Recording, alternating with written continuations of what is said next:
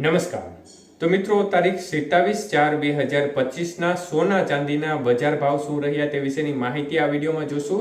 તો જે પણ મિત્રો યુટ્યુબના માધ્યમથી અમારી માહિતી જોઈ રહ્યા છે તે ચેનલને સબસ્ક્રાઇબ કરી લેજો। ફેસબુકમાં માહિતી જોઈ રહ્યા હોય તો ફેસબુક પેજને ફોલો કરી લેજો। તો મિત્રો આજે 1 ગ્રામ ચાંદીનો ભાવ જોવા જઈએ તો 100 રૂપિયા અને 90 પૈસા। 8 ગ્રામ ચાંદી 807 રૂપિયા 20 પૈસા। 10 ગ્રામ ચાંદીનો ભાવ 1009 રૂપિયા। 100 ગ્રામ ચાંદી 10,090 અને 1 કિલો ચાંદીનો ભાવ આજે 1,09,000 રૂપિયા સુધી રહ્યો હતો। તો મિત્રો ખાસ કરીને ચાંદીની બજારમાં આજે કોઈ પણ પ્રકારની વધઘટ જોવા મળી નહોતી। છેલ્લા 4-5 દિવસથી ચાંદીની બજાર છે તે એકંદરે સ્થિર જોવા મળી રહી છે। તો મિત્રો આજે 22 કે સોનાના ભાવ જોઈએ તો 1 ગ્રામનો ભાવ 9,003 રૂપિયા, જ્યારે 8 ગ્રામનો ભાવ 72,024 રૂપિયા। 10 ગ્રામ સોનું 90,030 રૂપિયા અને 100 ગ્રામ સોનાનો ભાવ 9,03,000 રૂપિયા સુધી રહ્યો હતો। તો મિત્રો 22 કે સોનાના 100 ગ્રામના ભાવમાં પણ બજારમાં 200 રૂપિયાનો ઘટાડો જોવા મળ્યો હતો। જ્યારે વાત કરીએ 24 કે સોનાના ભાવ વિશે તો મિત્રો 24 કે સોનાનો 1 ગ્રામનો ભાવ આજે ખાસ કરીને 9,822 રૂપિયા, 8 ગ્રામનો ભાવ 78,576 રૂપિયા, 10 ગ્રામ સોનું 98,220 રૂપિયા અને 100 ગ્રામ સોનાનો ભાવ 9,82,200 રૂપિયા સુધી રહ્યો હતો।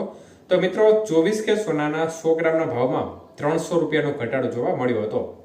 જ્યારે વાત કરીએ આજના 18 કે સોનાના ભાવ વિશે તો 1 ગ્રામ સોનાનો ભાવ 7,366 રૂપિયા, જ્યારે 8 ગ્રામનો ભાવ 58,928, 10 ગ્રામનો ભાવ 73,660 રૂપિયા અને 100 ગ્રામ સોનાનો ભાવ 7,36,600 રૂપિયા સુધી રહ્યો હતો।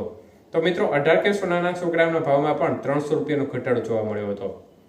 તો મિત્રો બજારની સ્થિતિ જોવા જઈએ તો એકંદરે છેલ્લા 4-5 દિવસથી વલણ છે તે ઘટાડા તરફી જોવા મળી રહ્યું છે।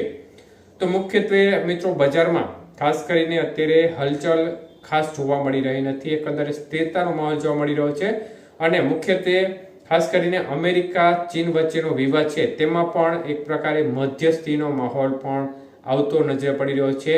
અમેરિકા છે તે પણ આગામી દિવસોમાં નમતું જોખવા તૈયાર થાય તે પ્રકારની શક્યતાઓ પણ દેખાઈ રહી છે અને ચીન પણ તે સામે નમતું જોખવા તૈયારી દર્શાવી છે।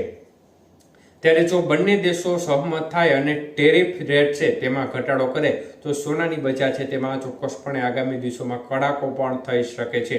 હાલ જે બજારમાં ઘટાડા તરફી સામાન્ય વલણ જોવા મળી રહ્યું છે છેલ્લા 3-4 દિવસથી, તો આનું મુખ્ય કારણ આ જોવા મળી રહ્યું છે। તો સાથે સાથે ભારત અને પાકિસ્તાનના જે સંબંધો છે તેમાં પણ ખાસ કરીને જે પહલગામ હુમલા બાદ એક પ્રકારે માહોલ ગરમાયો છે, ત્યારે ખાસ કરીને બજારમાં જે શેર બજાર છે તેમાં પણ ઘટાડા તરફી વલણ જોવા મળી રહ્યું છે અને મિત્રો ડોલર સામે રૂપિયો છે તે આજે 85 રૂપિયા 34 પૈસા નજીક જોવા મળી રહ્યો છે। ધન્યવાદ।